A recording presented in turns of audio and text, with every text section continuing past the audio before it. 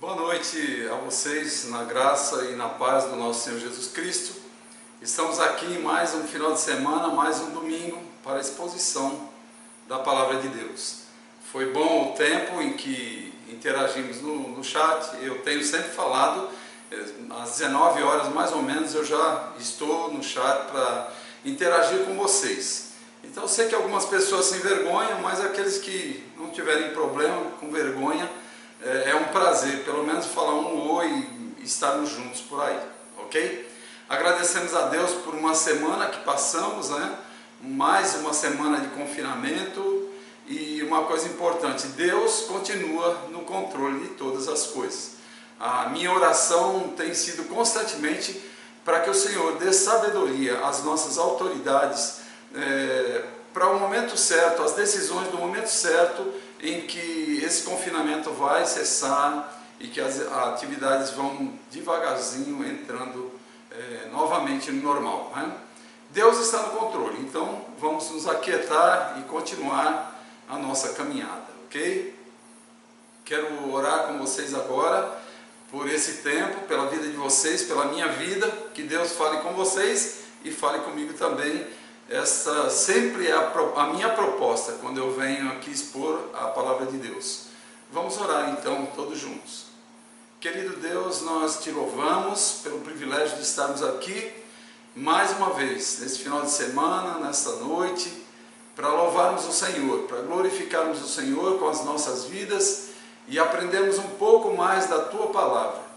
Muito obrigado, Deus, por tudo que o Senhor tem feito, por esses dias de confinamento, que não têm sido fáceis, mas o Senhor tem nos capacitado para continuarmos. Eu te agradeço pela vida de todos os que estão nos ouvindo agora, nos assistindo. Sei que para muitos o momento não é fácil, é muito complicado, mas que o Senhor, ó Deus, faça-se presente na vida de cada um, que cada pessoa reconheça a tua ação e intervenção em sua vida e demonstre gratidão a Ti através de orações e súplicas com ações de graças. Muito obrigado a Deus por tudo que o Senhor tem feito e pelo que o Senhor vai fazer nos dias que virão. Obrigado por esse tempo agora de exposição da Tua palavra. Me dê clareza para expor de uma forma que impacte os corações a partir do meu. Em nome de Jesus que eu oro. Amém. Amém. Quero agradecer também as pessoas que estão nos acompanhando de outras denominações, de outras igrejas, os amigos, parentes, os irmãos da igreja, todos. Eu agradeço pela teu envolvimento, pelo tempo que você tem disposto para estar conosco sempre aos domingos. E dando continuidade à exposição da carta de Paulo aos Filipenses, lembro que ele escreveu essa carta aos Filipenses por volta do ano 61, depois de Cristo, quando ele estava na sua primeira prisão em Roma, uma prisão domiciliar. Ele escreveu essa carta aos irmãos da igreja de Filipos, e eu creio que não ficou só na igreja de Filipos naqueles dias, ela deve ter circulado pelas igrejas próximas, assim como não ficou lá e chegou até nós hoje, né? E nós louvamos ao Senhor pelo privilégio de termos escritos tão preciosos. O nosso tema de hoje é o estilo de vida de um crente. Eu vou falar sobre o estilo de vida de um crente. É interessante, falar sobre o estilo de vida de um crente. Sim, o estilo de vida que um crente genuíno, um crente verdadeiro, ele deve ter. Nós vivemos dias em que virou moda, no meio das celebridades, muitos dizerem que agora são crentes.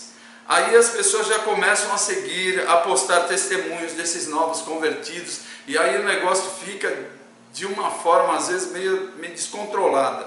Muitas situações que nós vemos e ouvimos, nós sentimos que existe uma forçação de barra. Parece até que Deus está precisando dessas conversões para ajudar na propagação do Evangelho. Às vezes eu vejo isso, pessoas que divulgam com tanta celeridade. Não, estou vendo aqui, estou sabendo, fiquei sabendo, fulano, ciclano se converteu. E quando é uma conversão genuína, nós nos alegramos e nós ficamos observando, porque a Bíblia diz que pelos frutos nós conheceremos a árvore. E aí eu fico esperando os frutos, né? E é complicado que às vezes nós não vemos isso. Essa questão de dizer que é crente agora, né? A questão de dizer que aceitou a Cristo, a Bíblia diz em Tiago 2,19 que até os demônios creem e tremem. Eles creem e tremem, mas não obedecem. E esse é o grande problema que ocorre. Muitas pessoas dizem que creem, que agora são crentes, mas não obedecem.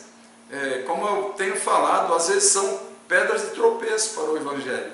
Dá vergonha ver determinadas pessoas que afirmam serem crentes, o testemunho dessas pessoas. Quando uma pessoa diz que é crente, que aceitou a Cristo como seu Salvador, o seu estilo de vida, a obediência à palavra de Deus e a prática são o termômetro da conversão. A forma como uma pessoa passa a viver, tudo que ela faz, nós passamos a observar e ver realmente se houve uma conversão genuína ou não, né? A forma de vida deve ser diferente, não deve ser mais a mesma se a conversão foi verdadeira, né? Dizer que é crente é fácil, o difícil é viver como um crente de verdade, obediente à palavra de Deus, né? Aqueles que vestem a camisa e que realmente não são crentes só na frente das pessoas, mas por trás, quando estão sós, quando ninguém está vendo, aí a importância do testemunho. Quando o Espírito Santo habita no coração, o estilo de vida é outro. É interessante isso. A nossa frase de hoje, que resume a nossa pregação de hoje, o sermão de hoje, é: quando o Espírito Santo habita no coração, o crente tem um estilo de vida diferente. Então o segredo está aqui no Espírito Santo de Deus habitar no coração. E quando isso não ocorre, não adianta. A pessoa até tenta fazer, ela tenta daqui, tenta dali, ela pensa que engana, mas não engana. Não engana primeiramente ao Senhor e depois não engana aos que estão à sua volta. Muitos hoje que se dizem crentes continuam vivendo do mesmo jeito que antes, com as mesmas práticas, os mesmos hábitos. Esses nós chamamos de crentes nominais. Algumas pessoas não estão habituadas com esse termo, crentes nominais. A frase, né? O termo já deixa claro. Pessoas que são crentes só de nome. Só o nome, tem um nome de crente, mas a vida não é uma vida de um crente. Por fora fazem tudo o que os crentes fazem, mas por dentro nada muda. Isso é um sinal de que o Espírito Santo não habita nessa pessoa. A pessoa usa a Bíblia, às vezes até lê a Bíblia e lê a Bíblia mesmo, que essas pessoas leiam, porque a palavra de Deus diz que a fé vem por ouvir a palavra de Deus. De repente, lendo, a fé vai vir e a conversão vai ser genuína. Alguns leem a Bíblia, carregam a Bíblia, vão para aqui, vão para ali, oram, levantam as mãos, choram, fazem tantas coisas, frequentam igrejas, mas na realidade a caminhada, o dia a dia, o testemunho não é um testemunho de uma pessoa verdadeiramente convertida. Muitos estão dentro das igrejas, mas nunca nasceram de novo, nunca nasceram de cima, nunca nasceram de Deus. É incrível isso. E é triste ver o que ocorre. Eu até tenho pensado nesses dias que após essa pandemia, muitos crentes nominais não estarão mais na igreja. Muitos crentes nominais não conseguirão passar por esse período de lutas, de provações, de dificuldades. Muitos desistirão, infelizmente. Muitos não suportarão as dificuldades e os dias em que nós estamos vivendo. Essa questão de ter o Espírito Santo no coração que eu estou falando, existe às vezes pela teologia de algumas igrejas, do Espírito Santo como segunda bênção, dá assim para algumas pessoas a impressão de que precisa algo mais, depois do momento que as pessoas decidem, pelo toque do Espírito Santo nos seus corações, se voltar para Cristo. E eu gostaria de avaliar com vocês, na carta de Paulo aos Efésios, capítulo 1, versículos 13 e 14, eu gosto muito desse trecho, é um trecho muito direto, muito claro.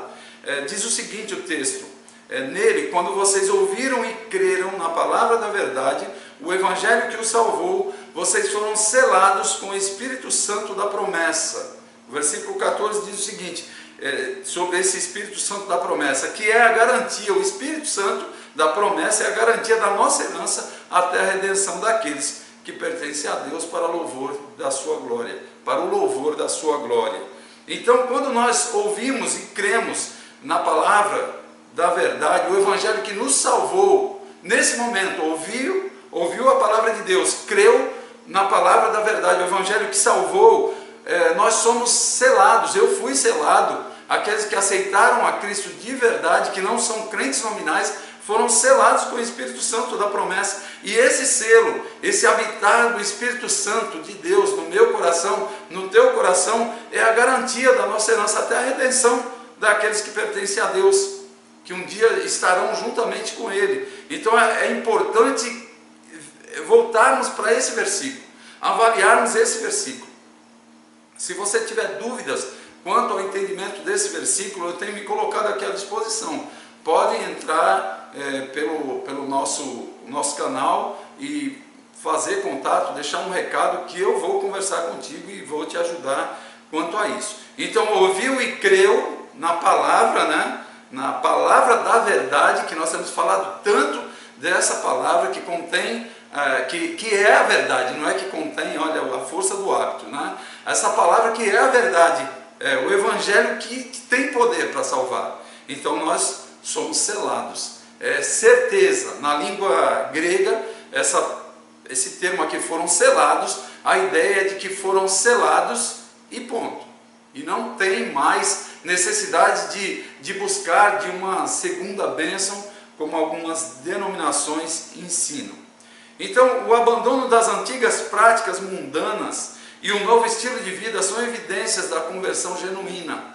O Espírito Santo habitando no coração, ele vai trabalhando, ele vai agindo, e aí inicia-se o processo de santificação. O que significa esse processo de santificação? Esse processo de santificação, a partir do momento da conversão, é um processo onde o Espírito Santo vai trabalhando nos nossos corações, vai nos moldando e nos tornando cada dia mais parecidos com Cristo.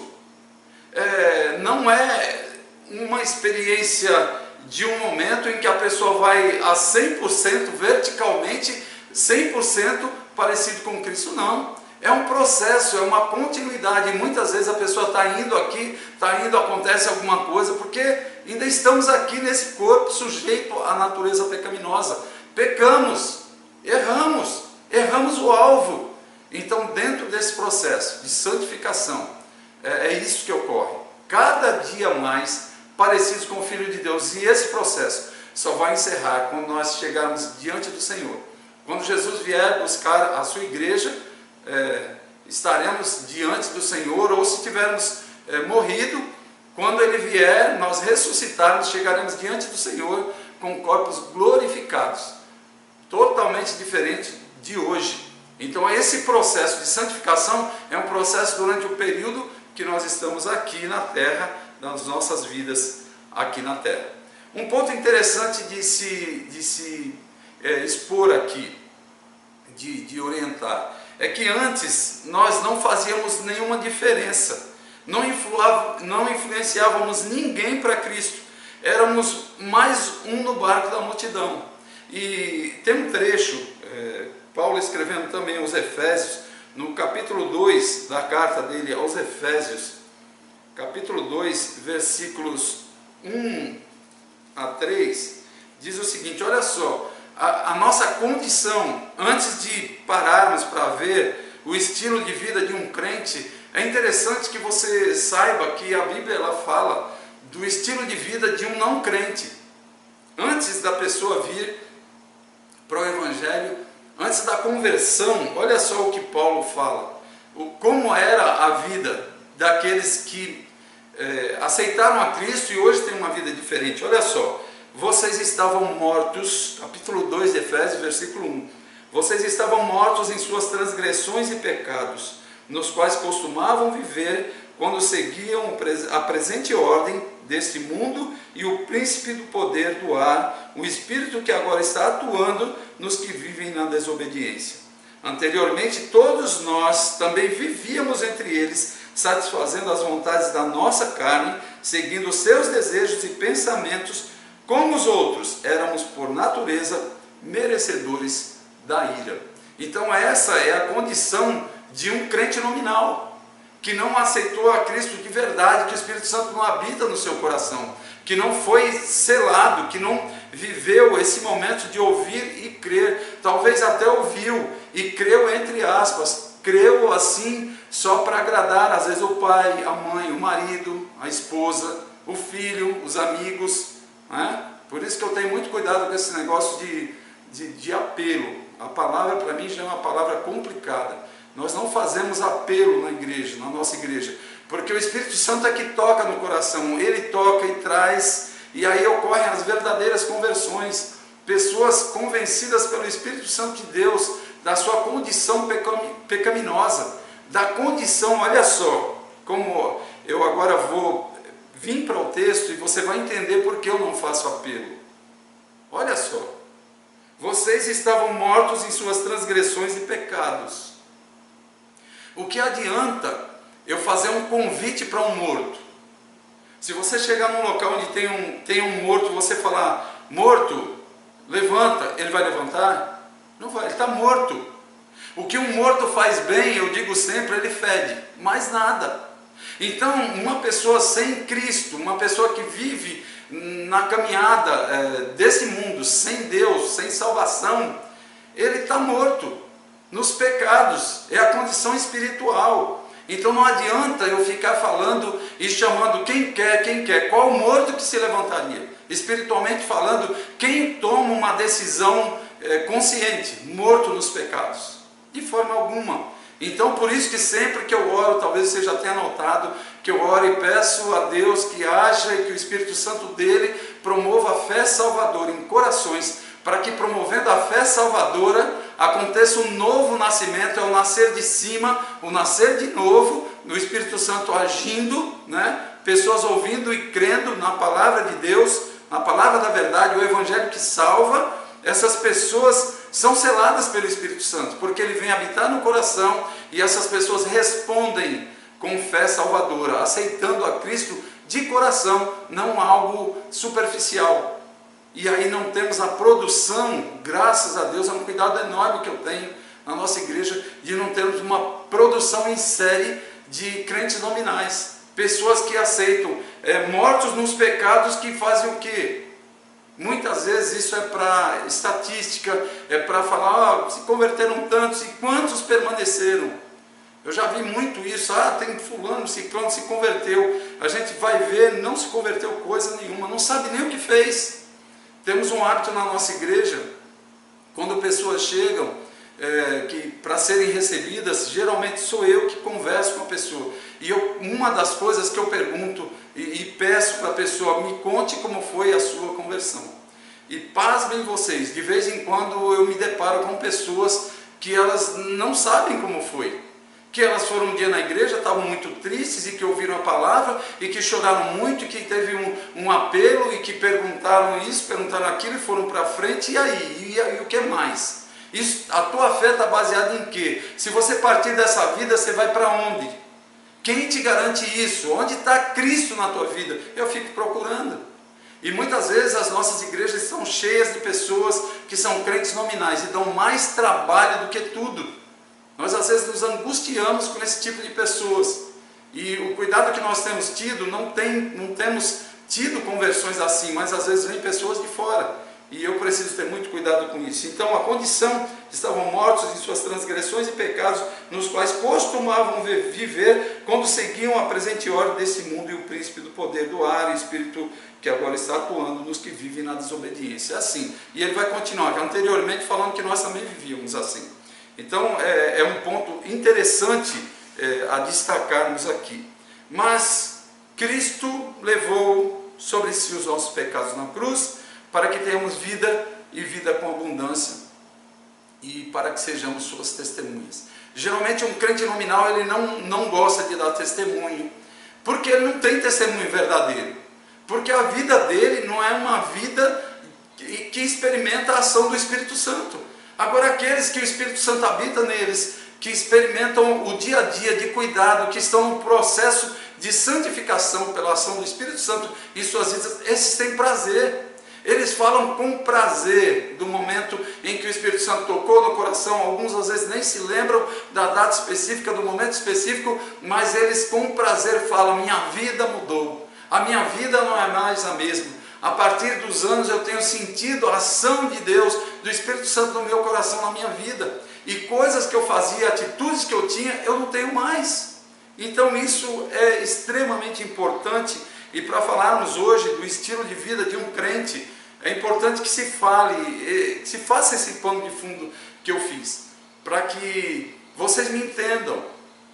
Porque muitas vezes eu falo aqui de crentes nominais e eu vejo que tem pessoas que ficam: mas o que é isso?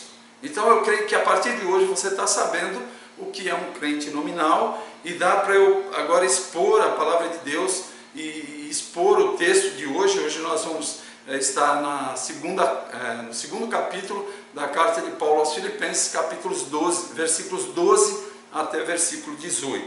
E nós vamos ver hoje duas orientações de Paulo para que os irmãos filipenses vivessem num estilo de vida diferente, no estilo de vida de crentes de verdade.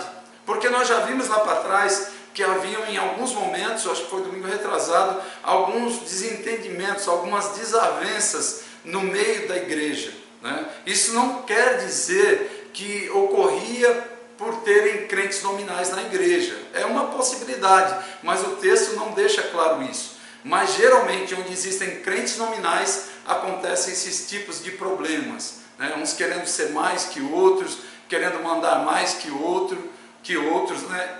Querendo ser servido, nunca se dispondo para servir. Essa é uma das características do crente nominal. Ele nunca tem disposição para servir, ele nunca pode, ele sempre está ocupado com outras coisas e às vezes nada a ver com a obra de Deus. Então tem sempre uma desculpa, né? O crente verdadeiro, o crente genuíno, o estilo de vida dele é diferente. A forma de caminhar, a forma de ser, a forma de olhar para as circunstâncias, para as situações, a forma de perdoar, disposição de perdoar, de desculpar quando não fez intencionalmente, a gente vê e nós nos alegramos. Para mim, como pastor da Igreja Batista da Família, é um motivo de muita alegria, às vezes, ver situações que são tratadas com crentes genuínos e são restaurados. Mas por outro lado, às vezes tratar com crentes nominais e ver a dificuldade que existe é muito grande. Eu não estou falando aqui daquele crente genuíno que às vezes ele tem as suas quedas, tem os seus altos e baixos. Eu acabei de falar do processo de santificação, ele está dentro do processo.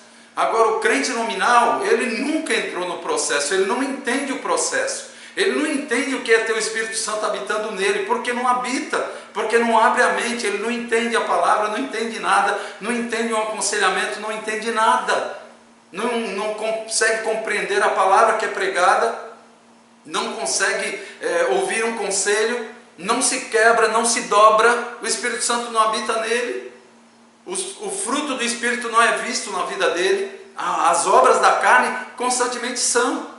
Então esse é um alerta para a igreja verdadeira, para os crentes genuínos, para os crentes que no estilo de vida é visto Cristo na vida deles, é visto a ação do Espírito Santo na vida deles.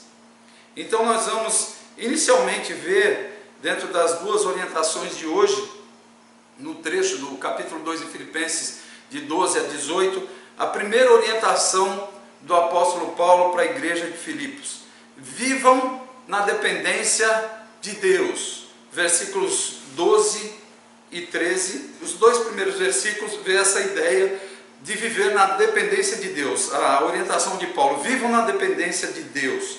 É o seguinte, o texto: assim, meus amados irmãos, como sempre vocês obedeceram, não apenas na minha presença, porém muito mais agora na minha ausência, ponham em ação a salvação de vocês com temor e tremor, pois é Deus quem efetua em vocês tanto querer quanto realizar, de acordo com a boa vontade dele. Vamos avaliar esse trecho agora juntos aqui e ver o que isso tem a ver com a minha vida e com a tua vida.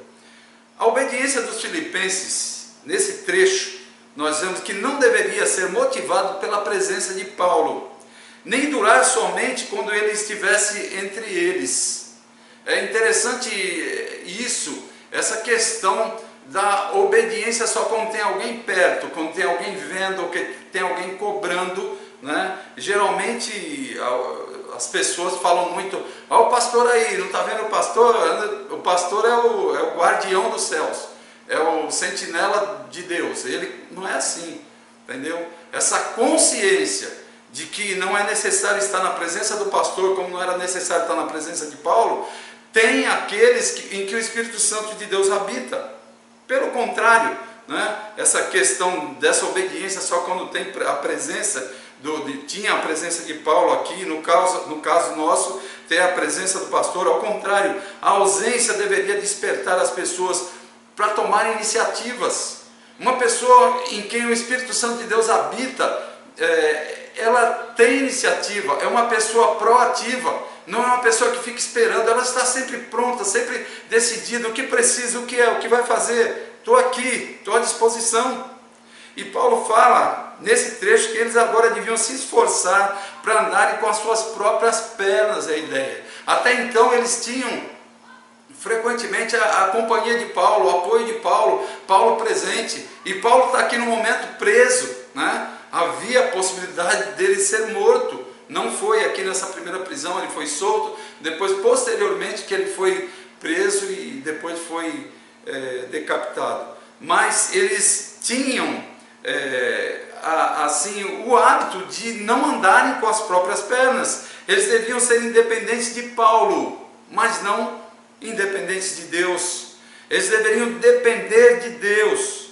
Eles deviam desenvolver, ou seja, pôr em ação a salvação deles. Com essa atitude, eles seriam os maiores favorecidos, andando como pessoas que o Espírito Santo de Deus habita nelas, não como pessoas que andavam segundo as ideias do mundo. A Bíblia fala segundo o curso desse mundo. Não, é como pessoas em que o Espírito Santo de Deus habita nelas e que tinham atitudes completamente diferentes do passado, porque agora elas não estavam mais mortas em seus pecados, agora elas tinham nascido de novo, nascido de cima, nascido de Deus, e o Espírito Santo habitava nessas pessoas. Eles deviam ser vistos pelos de fora como pessoas que viviam o que pregavam, independente de ter Paulo ou qualquer um outro apóstolo ou qualquer uma outra pessoa mais responsável por eles. Não, eles tinham que caminhar sem alguém os guiando. O Espírito Santo já guiava, já dirigia.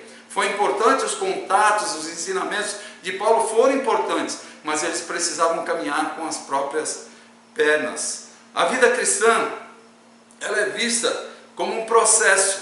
Nós crescemos a cada dia e é como uma corrida. A vitória é conquistada passo a passo. Passo a passo. Eu vi um ditado de um grande general, não me recordo o nome dele agora, que muitas vezes nós ganhamos a guerra por mais um rastejar do corpo. Então é passo a passo, é dia a dia. Todos os dias nós temos dificuldades, nós enfrentamos dificuldades. Isso não é só você, eu também enfrento. Então são todos os dias nós vivemos na dependência do Senhor. 1 Coríntios 10, 31, eu gosto muito desse texto, desse versículo. Assim quer vocês comam, bebam ou façam qualquer outra coisa, façam tudo para a glória de Deus. Vida cristã é isso, é tudo o que fizer para a glória de Deus, sem titubear, sem ficar, mas será? Não, temos convicções porque temos o nosso manual. Nós temos falado muito disso, do nosso manual. O nosso manual tem todas as orientações. Esses dias eu ouvi uma irmã falando, né, que ela tinha alguns hábitos no trabalho de fazer algumas coisas, em determinados momentos, às vezes estava aborrecida, estava inquieta e ela jogava as coisas, jogava. Em uma das pregações da nossa igreja eu falei sobre isso, sobre a questão de fazer como se estivéssemos fazendo para o Senhor. E ela disse que a partir daquele momento, isso entronizou na mente dela, no coração dela, que hoje tudo que ela faz, ela lembra desse trecho. Fazendo como para o Senhor. O Senhor está presente. É para Ele que eu estou fazendo. Não precisa, às vezes, o chefe, o patrão, cobrando, o pai, a mãe. Não. Não precisa. Nós somos movidos por algo tão especial, que é o amor de Deus nas nossas vidas, o Espírito Santo que habita e que constantemente nos incomoda quando estamos caminhando ou tentando sair do trilho, caminhando por outros caminhos. O Espírito Santo nos incomoda. Então, qualquer coisa que fazemos tudo para a glória de Deus. Algumas implicações desse trecho aqui. A ideia de Paulo era que eles deveriam viver a vida cristã independente do apóstolo Paulo. E hoje eu pergunto para você, como é que nós estamos vivendo? Será que nós estamos como eles lá no início, no primeiro século, precisando de alguém para ajudar, precisando de muletas? Tem pessoas às vezes na caminhada cristã que eles precisam de muletas, não fazem nada sem ter alguém para orientar, sem ter o pastor perto para segurar, e aí fica ali algumas pessoas, e às vezes não poucas, que trazem um excesso, é um peso enorme na caminhada de um pastor, na caminhada de um líder, porque as pessoas não conseguem caminhar, não conseguem depender de Deus, não oram, não leem a Bíblia, não tem comunhão com Deus, e aí quando chega a hora de tomar as atitudes, tem que correr para quem ora, para quem busca a Deus, para quem tem comunhão com Deus, quem busca na palavra de Deus orientação. Então é complicado. Será que nós estamos vivendo assim? Nesse confinamento, a nossa vida espiritual deve ser vivida individualmente e intensamente, independente de outras pessoas. Tem pessoas que estão sentindo muito hoje a falta das reuniões presenciais. Eu sinto também. Eu sinto muito. E tem pessoas que já não conseguem andar. Tem pessoas que já estão se arrastando espiritualmente por essa situação. Você tem Deus. E é nele que você deve colocar os seus olhos. É nele que você deve confiar para caminhar.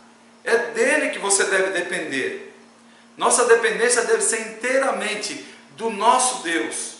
Eu tenho ouvido algumas coisas falando de pandemia, que Deus que está permitindo toda essa pandemia. Gente, Deus não está permitindo essa pandemia de forma alguma. Deus, o próprio Deus, ele promoveu essa pandemia com fins pedagógicos. Ele tem algo para nos ensinar nessa pandemia. Nesses dias difíceis, Deus está nos ensinando. Quanto eu tenho aprendido. Quando eu olho, às vezes eu falo, puxa vida, mas antes eu não conseguia ver isso assim, agora estou vendo. O diabo não está no controle da pandemia, Deus está no controle, e Ele vai deixar que ela dure por quanto tempo Ele quiser. Quanto tempo Ele quiser, ela vai durar. Eu não sei o que você tem que aprender nessa pandemia. Eu tenho buscado muito, assim, de Deus, o que eu tenho que aprender, Senhor. Me ajude a aprender, me ajude a tirar lições. Porque o mundo não será mais o mesmo no pós-pandemia, não vai ser. Muita coisa vai mudar. E tem pessoas esperando que daqui a pouco volte tudo, que fique tudo bem. Tem pessoas que não estão nem aí. Tem pessoas que estão só em casa, só dormindo, comendo e engordando, né? E não estão preocupadas. Depois da pandemia, tem coisas aí. Nós já estamos vendo algumas coisas acontecendo, né? O mundo, eu paro às vezes para avaliar a condição do mundo que nós estávamos vivendo antes da pandemia. Hoje eu estava até falando com a minha esposa sobre a questão de que o Covid-19, por que Covid-19, né? Coronavírus, doença 19, surgiu no dia 31 de dezembro de 2019. Nós entramos em 2020 com esse vírus já em ação. E infelizmente no nosso país nós ficamos um tempão, foi janeiro, fevereiro, passou o carnaval, só depois que falou-se que era algo sério e que começaram as atitudes preventivas, mas o carnaval rodou, a festa da carne rodou, tudo que o pessoal queria fazer fez. Então Deus, na soberania dele, Ele tem promovido essa doença para tratar com muita gente. Eu tenho visto Ele tratando, e alguns passarão por esse período sem ser tratados, porque também não estão nem aí para nada. Infelizmente, é uma realidade. Falando da questão do confinamento, muitas pessoas têm desanimado nesses dias, e se alguém está desanimado, se outros estão desanimados, eu não estou. Minha alegria está no Senhor. É Ele que me motiva a caminhar, que me motiva todos os dias. É para Ele que eu olho. Se eu ficar dependente de outros, eu não vou muito longe. Eu paro logo, eu desisto, porque as pessoas falham, elas pecam, elas são imperfeitas. E aí nós nos decepcionaremos e ficaremos estáticos sem saber o que fazer. Algumas aplicações para vivermos na dependência de Deus, que é a proposta desse primeiro ponto, essa primeira orientação: vivam na dependência de Deus. Em momentos de dificuldades, é importante lermos biografias de grandes homens que dedicaram suas vidas na obra de Deus. Nós temos grandes homens, grandes livros escritos, temos esses livros em PDF gratuitos na internet, temos alguns em bibliotecas físicas mesmo. Eu tenho alguns livros, né? Estamos confinados e distantes, senão eu poderia até te emprestar alguns livros, mas na internet você encontra em PDF gratuito, você pode pegar, pode ler. Nós temos filmes com biografias excelentes. Eu assisti há um tempo atrás a biografia de Agostinho, achei ótimo, encontrei no YouTube. A imagem não era excelente da primeira parte, em duas partes grandes, quase 4 horas de filme, mas aprendo muito vendo uma biografia, me sinto encorajado vendo homens de Deus caminhando, tomando posições. Temos quantas outras biografias aí, Martinho Lutero, João Calvino, temos biografias excelentes que você pode baixar lá no YouTube, você pode assistir. Algumas biografias tem também no Netflix, né? Temos muitas formas para assistir. Uma outra parte prática também para vivermos na dependência de Deus é lermos livros inteiros da Bíblia, livros que narram a história, a vida dos grandes homens, que irão fortalecer a nossa fé. Nós abrimos a Bíblia em Gênesis, tem uma sequência de narrativas, tem a vida, começa com a vida de Abraão lá no capítulo 12, e nós vamos vendo ali, nós ficamos estarrecidos de ver um homem falho, um homem pecador, casado com uma mulher falha, uma mulher pecadora, dependente da graça, da misericórdia de Deus, mas Deus agindo.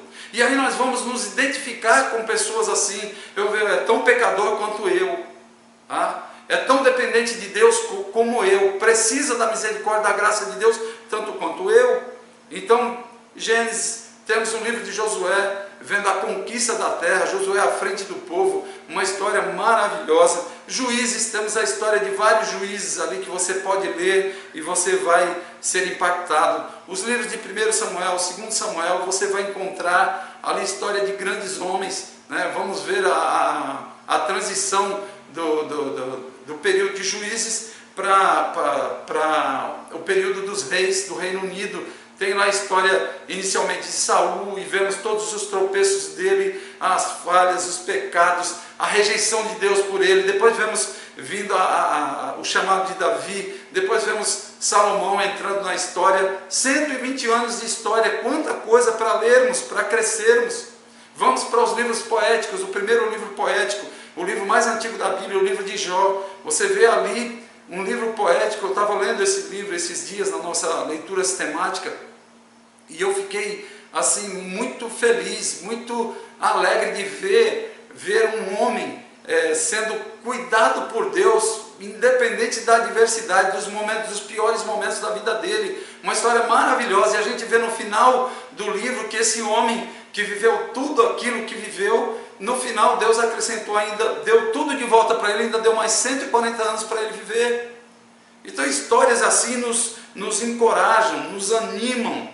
Nós não devemos ficar olhando para exemplos de pessoas que estão se prostrando diante das lutas, parando, mas olhar para aqueles que viveram dependentes de Deus, que buscaram a Deus, que buscaram o cuidado de Deus. A leitura da Bíblia também é importantíssima, é Deus falando conosco. Essa semana, agora passada, teve um dia que eu estava muito triste, um dia desses dias, eu sou como você.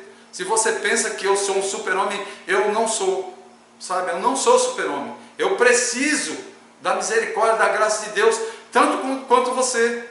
E num momento muito triste, eu abri a Bíblia no Salmo 37, e eu fui lendo o Salmo 37, e reli, e fui, e voltei, e vi trechos abençoadíssimos ali, sabe? Agrada-te do Senhor, deleita-te no Senhor, e Ele satisfará os desejos do teu coração.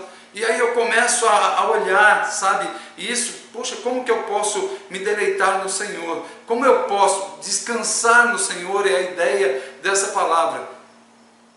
Para experimentar na caminhada o que Ele tem a fazer na minha vida e através da minha vida.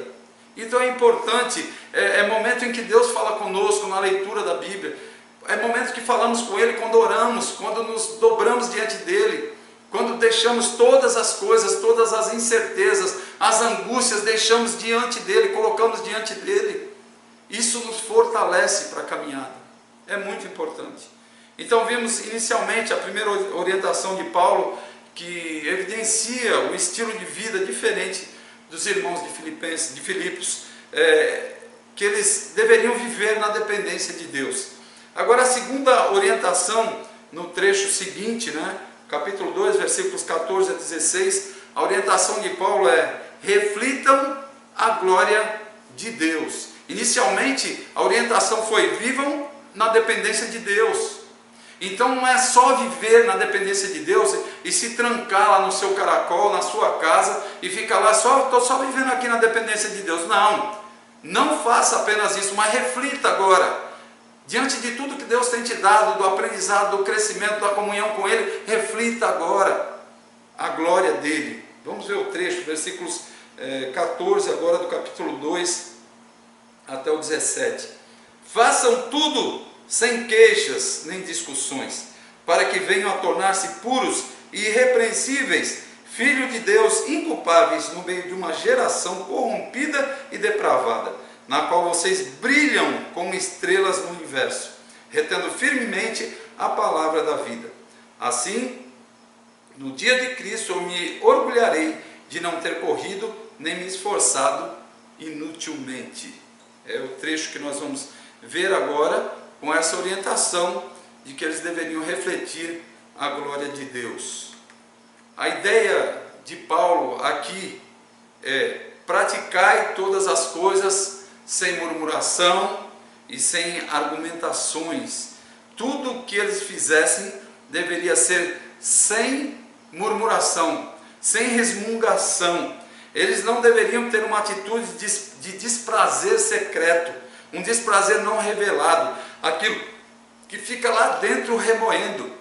Tem pessoas que têm uma facilidade enorme de internalizar algumas coisas. Às vezes coisas simples de tudo, elas internalizam e ficam ali remoendo, e elas vão remoendo um desprazer secreto, um desprazer não revelado, algo lá dentro, e elas vão indo assim, e como o reverendo Hernandes Dias Lopes tem falado, tomam veneno para matar o outro. É resultado desse remoer secreto, desse desprazer secreto. Aquilo que leva ao descontentamento, a falta de prazer em fazer a obra de Deus por estar amargo, insatisfeita, é isso que acontece. E tem pessoas que não conseguem ver isso.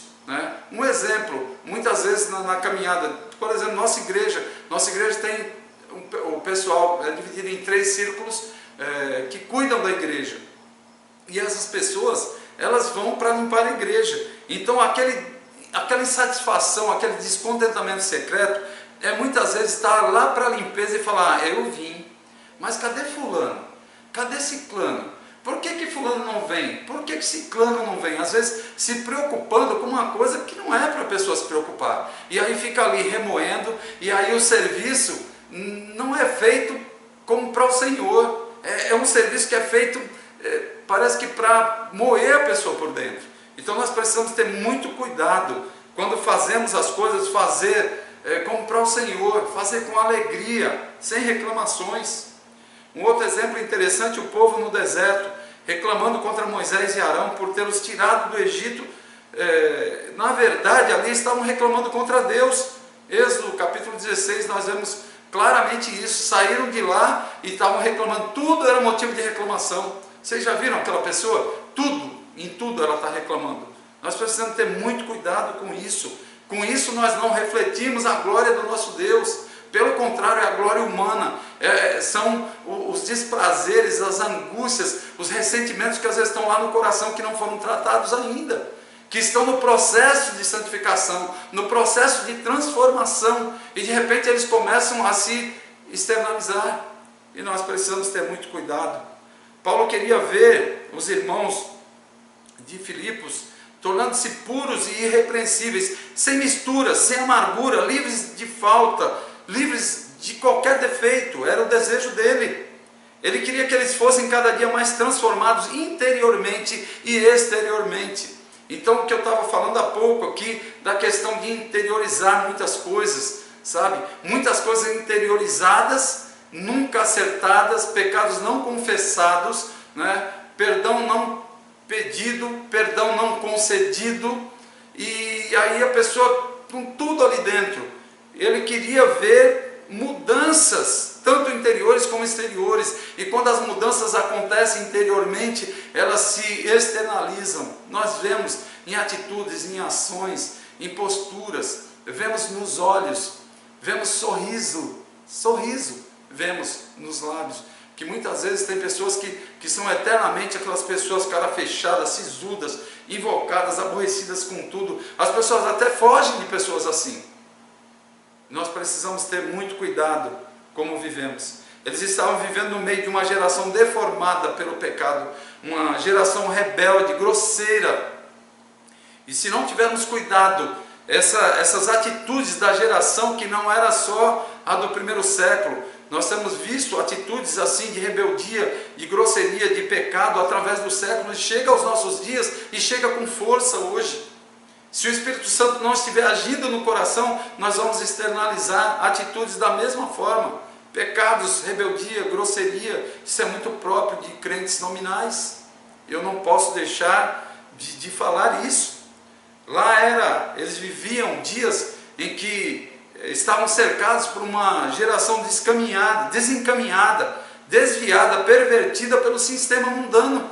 E como acabei de falar, é a mesma coisa nos nossos dias.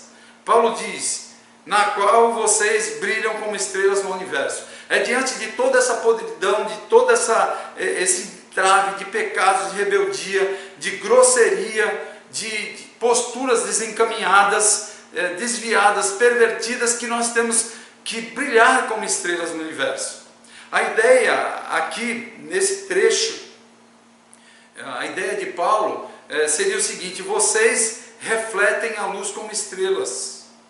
Refletimos a glória de Deus. Agindo assim, nós faremos a diferença. O nosso estilo de vida vai ser outro. Refletindo a glória de Deus, caminhando para a glória de Deus, fazendo as coisas para a glória de Deus, caminhando com o irmão para a glória de Deus, ajudando o irmão para a glória de Deus, estando presente nas reuniões presenciais quando temos, para a glória de Deus. Entrando na internet e ajustando para ouvir uma pregação como essa, ou outras pregações. Eu posto muito no zap da nossa igreja, eu posto várias pregações excelentes, de pregadores que nós temos selecionado, pessoas responsáveis, pessoas que amam a palavra de Deus, que expõem com firmeza a palavra de Deus, sem desvios. Então, quando você faz para a glória de Deus, você vai lá, é postado, e você separa um tempo, e você vai assistir aquela programação, ou aquele testemunho, ou aquela mensagem para a glória de Deus. E assim você cresce, e você faz contato com os irmãos para a glória de Deus. Você caminha para a glória de Deus, o teu estilo de vida é diferente. É disso que eu estou falando. É muito importante. Para isso, eles deveriam se apegar à palavra, observando-a e colocando em prática, mesmo que todo mundo estivesse contra eles. É muito interessante, a vida cristã, muitas vezes, é a gente andar na contramão de direção. Todo mundo está indo para lá, eu estou indo para lá.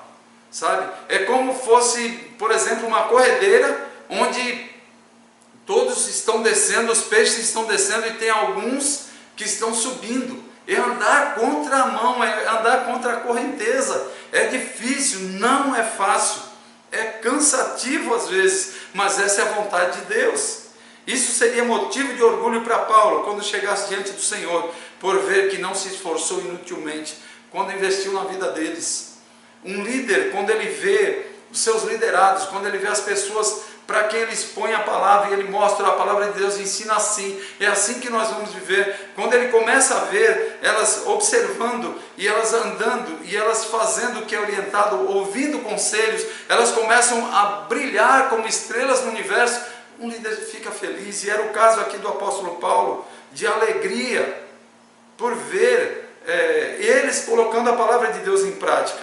Na literatura grega dá a ideia de alguém que usa todas as habilidades para alcançar vitória, né? Ele chega num ponto que, quando chegar diante de Deus, ele vai ver que não se esforçou inutilmente, né? Ele usou todas as habilidades dele para alcançar a vitória, todas as habilidades para ensinar, para ministrar a palavra, fosse onde fosse, onde ele estivesse, ele estava levando, ele estava frutificando, e agora chegaria diante de Deus feliz, porque apresentaria pessoas que brilharam como estrelas no universo.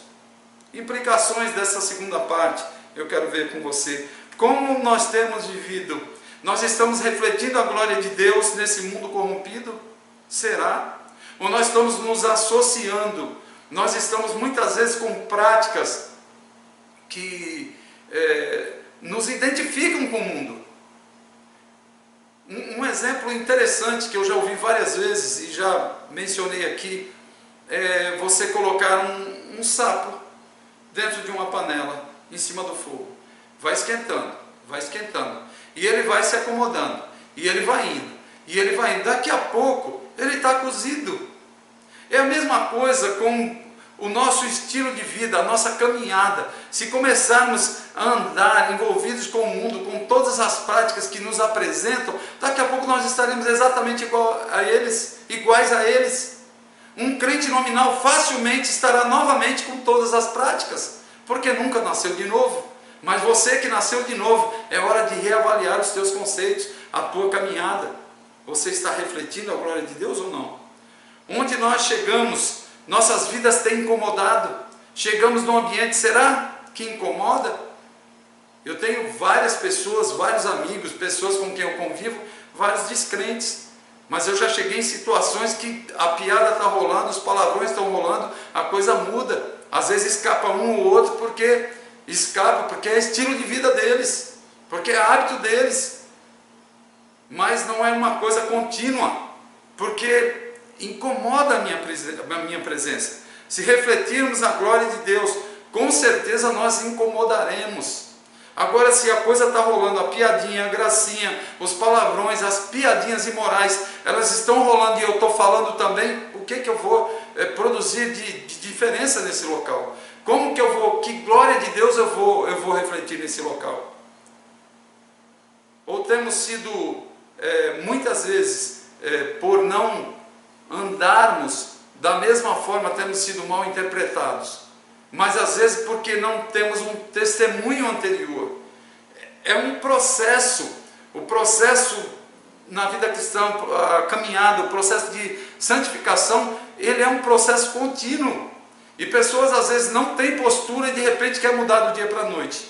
Comece mudando lentamente. Se você aceitou a Cristo, o Espírito Santo habita em você, ele vai te incomodando. A cada dia, a cada momento, a cada situação contrária ao que a palavra de Deus orienta. O Espírito Santo, ele incomoda, né? Então, como temos vivido, incomodado ou não? Ou temos sido amargos, reclamões, resmungões, muitas vezes nos conformando com a forma corrompida e depravada do mundo? Será que tem sido assim? E às vezes as pessoas até nos evitam, elas nem querem, lá vem aquele resmungão, sabe? E alguns ainda vão para o extremo de pegar uma Bíblia e abrir. Quando a vida é um lixo, querem abrir a Bíblia. Que a tua vida seja a Bíblia aberta, seja um livro aberto. Aí isso vai fazer uma diferença enorme.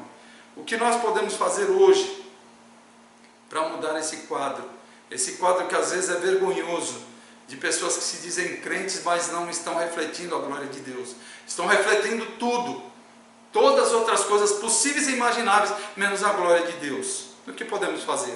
Paulo queria muito ver os filipenses brilhando como estrelas no universo.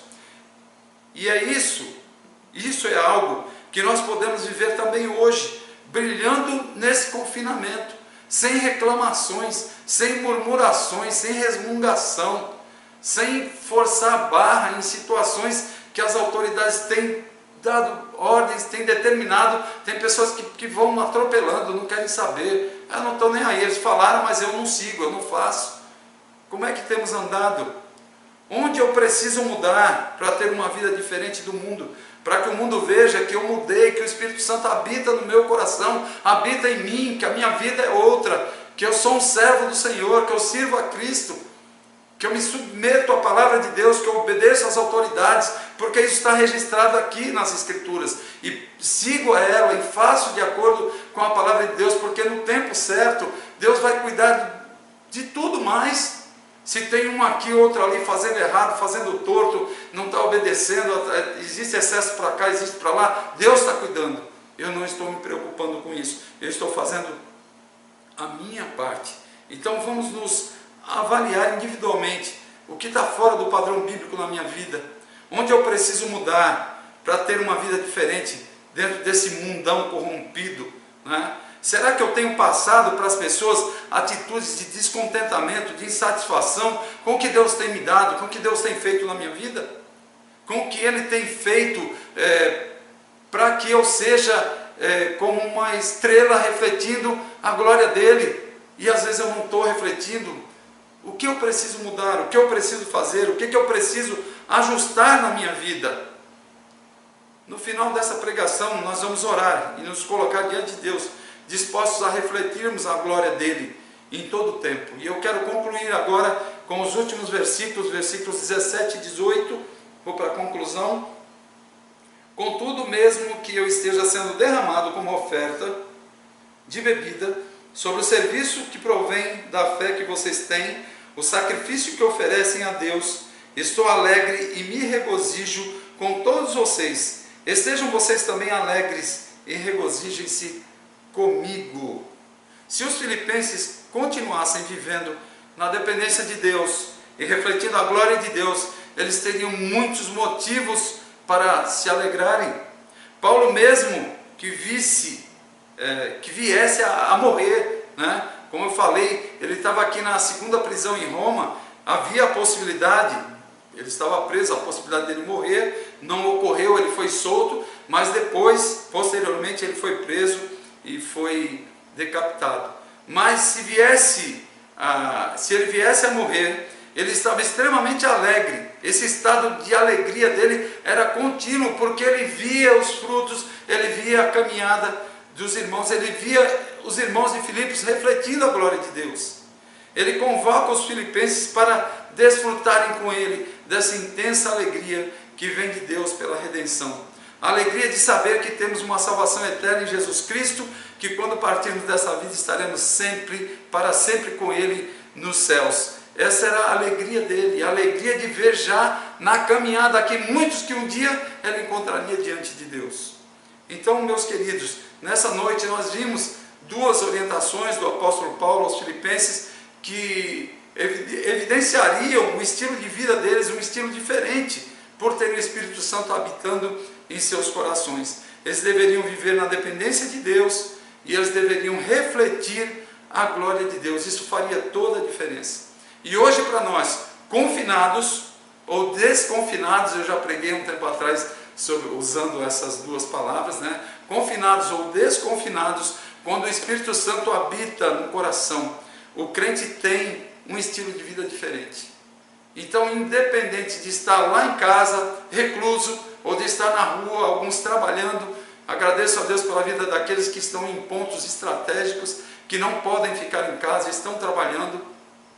Então, ou em casa, ou trabalhando, ou fazendo alguma coisa, que muitas vezes alguns saem para resolver problemas na rua, tá? Que sempre, pelo Espírito Santo habitar nos nossos corações, que nós tenhamos um estilo de vida diferente, que glorifiquemos a Deus com a nossa caminhada. Esse é o grande desafio para a igreja de Filipenses, dos filipenses, lá na cidade de Filipos, grande desafio para a Igreja Batista da Família em Barreiras, Bahia, grande desafio para você que está me ouvindo, não sei de que denominação você é, de que igreja é, tá? Se o Espírito Santo habita no teu coração, você como crente deve ter um estilo de vida diferente. Se não está tendo, reavalie os seus conceitos.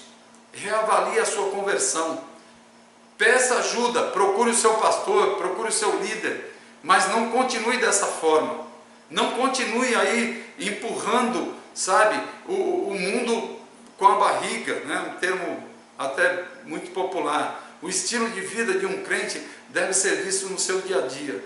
Esse é o desafio para você, esse é o desafio para mim. Não é ficar tentando enrolar aqui e ali, porque a Deus não enrolamos, não enganamos. E muito menos as pessoas, porque elas observam, elas sabem. Então eu quero orar agora, pela minha vida e pela tua vida, pelo estilo de vida que nós estamos levando, que nós tenhamos um estilo de vida centrado na palavra de Deus e de acordo com os ensinos dessa noite aqui. Vamos orar. Querido Deus, eu te agradeço, Senhor, pelo privilégio de termos a tua palavra tratando das nossas vidas nesse final de semana, nessa noite. Muito obrigado, Deus, porque a tua palavra nos confronta, ela é direta, Pai. Ajude-nos, Senhor, a vivermos na dependência do Senhor. Nos livre, ó Deus, de posturas que muitas vezes nos leva a querermos ter moletas. Não temos disposição para dar os passos necessários. Não temos disposição para depender de Ti e viver conforme a Tua palavra. Ajude-nos, Pai, nessa área tão específica que o apóstolo Paulo aconselhou os irmãos de Filipos a viverem na dependência de Deus. Também quanto, Senhor, a questão de refletirmos a glória de Deus. Quantas vezes estamos refletindo tantas coisas, como falei aqui nessa pregação, menos a glória de Deus. Quantas vezes Deus não está sendo glorificado nas nossas vidas de forma alguma. Tenha misericórdia, Pai. Coloque arrependimento nos corações. Coloque, Pai, reconhecimento de pecados. E coloque, ó Deus, contrição e disposição para dobrarem-se diante do Senhor, arrependidos de pecados como esse, de testemunho ruim, péssimo, que não refletem a glória do Senhor. Peço também por aqueles que ouviram essa palavra e que talvez tenham se identificado como crentes nominais, que essas pessoas, Pai, entendam que a condição deles é de mortos nos pecados, longe de Deus, conforme nós vimos no capítulo 2 de Efésios, versículo 1, mortos nos pecados, que não ouvem a voz de Deus, que não ouvem a palavra de Deus, que não tem nenhuma reação. Pai, em nome de Jesus, eu clamo a Ti, que haja nesses corações, através do Teu Espírito Santo, promovendo fé salvadora, para que essas pessoas nasçam de novo, que essas pessoas nasçam de cima, nasçam de Ti, que o Espírito Santo habite nelas e com fé salvadora, que elas se rendam aos pés de Cristo, aos pés da cruz, arrependida dos seus pecados, para que tenham vidas diferentes, vidas transformadas, para que o estilo de vida seja outro, não seja, Pai, o que tem sido até aqui. Em nome de Jesus, eu clamo a Ti por esses e Te agradeço pela vida dos demais e por essa semana que se passou e pela nova semana que se inicia.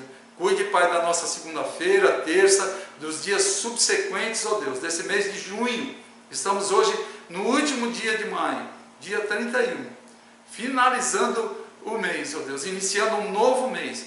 Que esse novo mês, Pai, seja um mês dirigido por Ti, cuidado por Ti. Nós sabemos que sempre é, e eu quero reverter essa oração, agradecer pelo Teu cuidado em todos os dias. Muito obrigado, Deus. Ajude-nos a aprender a lição que temos que aprender nessa pandemia, que o Senhor tem promovido essa pandemia para tratar, tem sido pedagógica, ela tem sido disciplinadora, ela tem ação para transformar corações, para transformar vidas e para punir também. Porque o Senhor é um Deus que ama, mas o Senhor também é um Deus justo.